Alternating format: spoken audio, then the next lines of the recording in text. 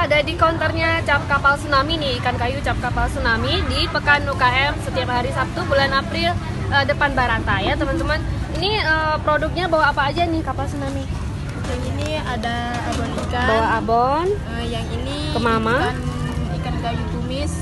Yang kering. Kalau yang ini yang basah. Oh, basah dan kering. Terus ada ini yang baru ya? Menu barunya apa ini? Ini ikan bilis. Pepes. Oh, ungkut bile ya? Apa? Pepes ini.